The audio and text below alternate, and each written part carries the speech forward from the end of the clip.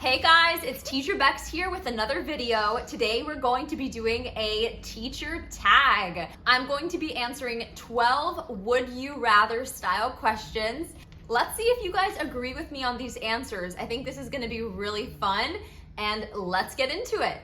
The first question is, would you rather start your teaching day, which is 8 hours long, at 4 a.m. or end your teaching day at 12 a.m.? That's an interesting question. I'm not a huge morning person, but 4 a.m. isn't even morning. That's like kind of night still. So 4 a.m. would be really difficult. I think I would rather start my teaching day in the late afternoon so that I can end at 12, because then I can just sleep as long as I want in the morning. So that's probably my choice. But something that kind of bothers me is if I know that I have to teach later in the day, like starting at 2 p.m., then the whole morning I'm just like sitting anxiously waiting until I start teaching. And it makes me nervous because I keep thinking like, what if my class goes wrong? What if this? What if that? So that's something that bothers me when I have to start my classes later in the day. But generally waking up at 4 a.m. would be a big pain. So I'm gonna choose ending my classes at 12 a.m. The next question is, would you rather teach a whole class without a microphone or without your computer mouse? I would choose not having a microphone because I can always use the chat instead to communicate with my students, or I can annotate or share my screen. But not having a mouse working is super scary because you have no way of controlling your class. You can't start the class, you can't end the class, you can't mute people or unmute people, and you just feel really out of control in that situation. So definitely prefer not having a microphone. The next question is, would you rather have a student that won't stop talking or a student that won't talk at all? I'm gonna say won't stop talking because their energy hypes me up and it just makes it a challenge for me to kind of get them back on the right path. But not talking at all is super annoying because I'm sitting there and I feel like I'm talking to myself. Like I'm giving them all my energy, I'm trying to pull an answer out of them and they're just dead silent. And that is the worst feeling. I would definitely take a student that wouldn't stop talking. Question number 4 is, would you rather not be able to share your screen or not be able to mute students? This one is an easy one for me because my classes revolve around sharing my screen and showing all of this content that I've created. So not being able to do that would be impossible for me. So I would choose not being able to mute students. Though I can think of a lot of instances where students are super loud or they have siblings talking in the background and it completely derails the whole class. So as tough as this one is, I think sharing screens is really important because you can always just tell the students like, keep your noise level down, I'm trying to teach. Thank you. The next one is, would you rather teach your class without clothes on or with a blindfold on? I'm gonna choose that I would rather teach my class without clothes on because, you know, girls sometimes wear halter tops where their shoulders are open, and I could think that in the worst situation, a parent might leave a weird review or maybe they'll contact support and say like, why did the teacher look naked? But if I have a blindfold on, I literally cannot run the class. I can't click on anything, I won't be able to see anything. I just have to rely on my charming personality, which is not good enough in this case. So I guess in the future, if it comes down to it, you're just gonna see Teacher Bex without her clothes on. The next one is, would you rather have 50 well-behaved students or 20 students with a lot of behavioral problems? Okay, I think this is a no-brainer. 50 well-behaved students. I've actually taught my classes to over 100 students at a time, and typically I just mute everybody and have people raise their hands when they want to talk. So it's fine, I can deal with 50 students. But having 20 students that are constantly talking or not following directions, that would be the most difficult class, and I feel like it would drag on for a long time. So do not sign me up for that.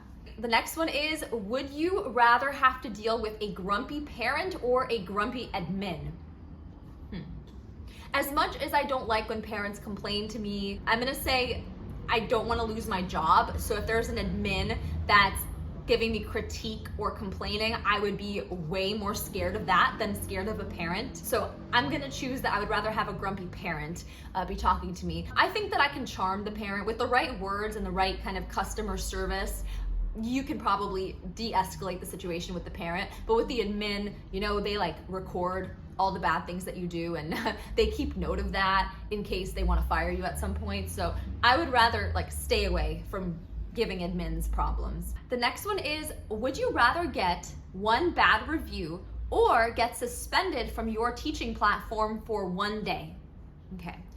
Now, in both of these situations, I feel like I would lose money. If I got a bad review, that might convince future parents not to sign up for my class. But if I have to spend a day off of the platform, then I could also be losing money on that day. So either way, it's not that great. I'm gonna take a bad review though, because I can respond back to the review and kind of give my side of the story. And I don't like to miss an opportunity of working, because every day I can make a lot of money. So I'd rather take the money. But I can see that somebody that really cares about their reviews might not want to have a bad review at all there, and might really want to focus on keeping a really clean record.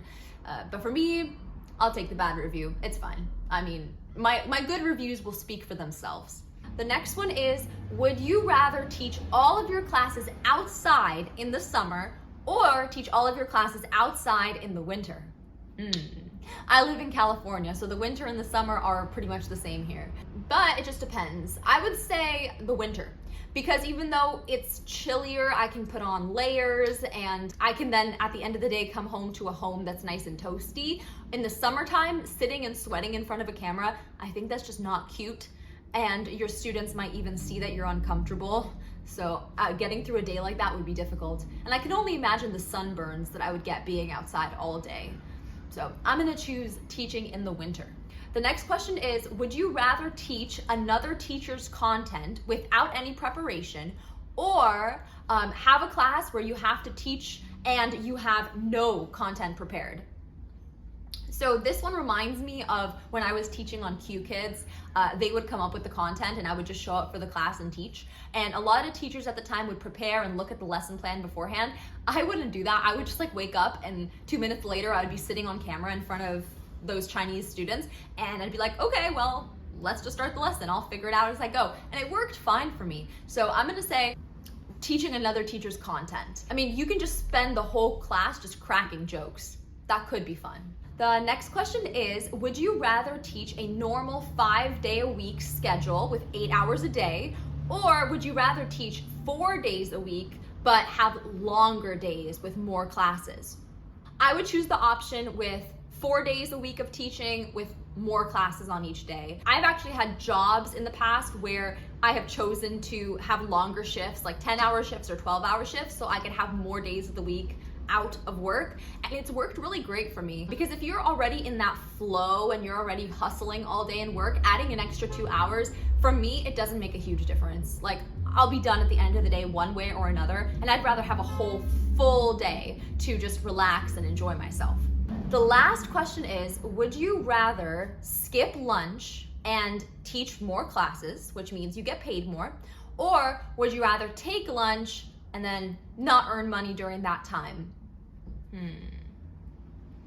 So there's the extreme answer and there's the normal answer. I think any normal teacher would say, I need to have lunch. Like, my body is my priority. I need to stay healthy and have energy so I can teach all of my classes. When I first started teaching on Outschool and I was teaching like 16 hours a day, I had a different mentality. When you know that you can earn upwards of $250 an hour, even less than an hour, then you're like, who needs lunch? $250, I'll take it. So that was my mentality then. I think now I would have the lunch, but $250 could buy you a lot of lunches.